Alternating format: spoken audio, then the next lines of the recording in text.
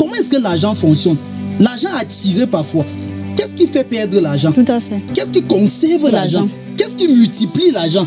Qu'est-ce qui protège l'argent? Qu'est-ce qui garde l'argent? Nous devons comprendre en fait qu'à chaque fois qu'on dépose l'argent quelque part, où il n'a pas la mission de se multiplier en train de s'égarer. Ça veut dire que quand tu mets 1 million, 4 millions, 7 millions sur ton enfant, dis ton enfant que tu veux les perdre 10 millions. Quand quelqu'un touche 50 000 en réalité, s'il a la grâce d'avoir les parents, il a encore mieux qu'il vit chez les parents.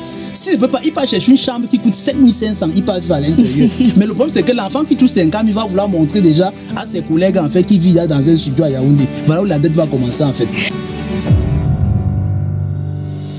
Bonsoir chers téléspectateurs, c'est toujours un plaisir de vous retrouver pour l'édition de Twilight sur CRTV News. Alors au sommaire ce soir, nous parlons du thème comment se libérer des dettes. C'est à l'occasion d'un séminaire exclusif organisé par l'école de création des richesses. Et pour en parler ce soir, nous serons en compagnie de monsieur Didine Nana, coach formateur en leadership et entrepreneuriat. Les raisons, excuses et facteurs qui poussent les personnes à s'endetter, la stratégie pour se libérer du poids des dettes. Voilà quelques objectifs que vous aurez à atteindre. Vous qui êtes au contact des individus et des populations dans leur gestion financière au quotidien, selon vous, quelles sont régulièrement les causes d'endettement et de surendettement des personnes?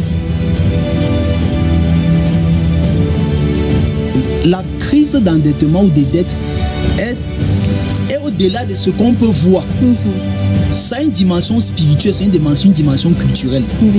Et quand vous voyez un peu la société d'aujourd'hui, en fait, c'est une société artificielle. Et les sociétés artificielles orientent des gens naturellement vers l'endettement. Ça signifie quoi? C'est-à-dire les sociétés artificielles amènent les gens à vivre au-delà de ce qu'ils produisent. Si je vous écoute bien, monsieur Didine Nana, alors il y a un véritable problème d'éducation financière. Ce n'est pas dans la culture de l'homme camerounais, de l'homme africain de s'éduquer financièrement.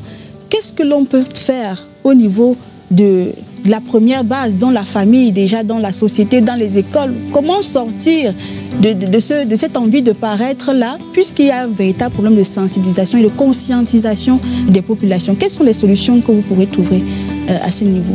Bon, dit que ce ne vient pas de notre culture en fait africaine d'avoir les notions de l'intelligence financière. Ce n'est pas totalement vrai. Si nous rentrons un peu plus en arrière, dans la vraie culture, dans la culture africaine, quand les parents récoltaient le maïs, quand les parents récoltaient les arachides et tout ça, il y avait toujours une partie qui était gardée au grenier, qui était la sémence de la future saison, dont la loi de l'épargne était déjà engagée. C'est-à-dire, ils avaient déjà la notion selon laquelle, quelle qu'en soit la famille qui est à la maison, on doit s'arranger de vivre sur la base de cette quantité. On ne doit pas traverser cette quantité. Et ce qui reste là, même si c'est disponible, ça ne nous appartient pas. Ça appartient à la culture de la prochaine saison. Mais aujourd'hui, en fait, nous voulons tellement devenir blancs, même plus que les blancs. Et on ne connaît pas comment les blancs fonctionnent. Nous sommes perdus. On ne connaît pas notre identité. On veut les gros téléphones. On veut les mèches qui coûtent cher, on ne sait pas à quoi ça ressemble. On veut tout, on ne sait plus, on est perdu en réalité. Et étant perdu, donc, on joue le jeu du capitalisme tout simplement. Donc en fait, ce que vous avez dit est très important. Nous devons revenir à la base. La base, c'est quoi? C'est de pouvoir nous cultiver dans ce qu'on appelle l'intelligence financière. Il faudrait qu'on revienne à l'intelligence financière. Il faudrait que les gens comprennent que la chose pour laquelle tout être humain travaille le plus sur la terre pour avoir, c'est l'argent.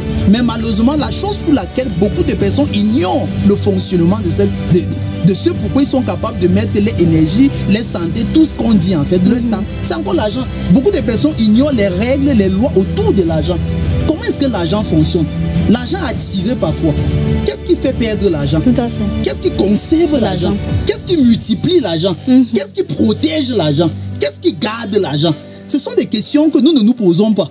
Et nous vivons juste comme des passoires. Chaque fois qu'on verse l'eau, ça traverse en réalité. C'est tout ce qu'on essaie de vivre.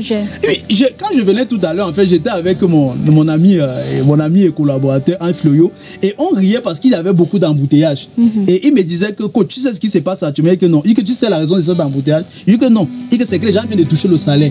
D'ici, oui, c'est le camion va finir, la route sera encore libre. Donc, regardez un peu les gens de vie. Comment quelqu'un lui-même peut acheter une voiture? Donc, le rôle de ça, c'est rouler pendant une semaine. Après, il attend encore l'autre mois pour rouler ça une semaine. L'éducation financière. Ça n'a aucune logique. Ça signifie qu'il n'est pas encore au niveau d'avoir un véhicule.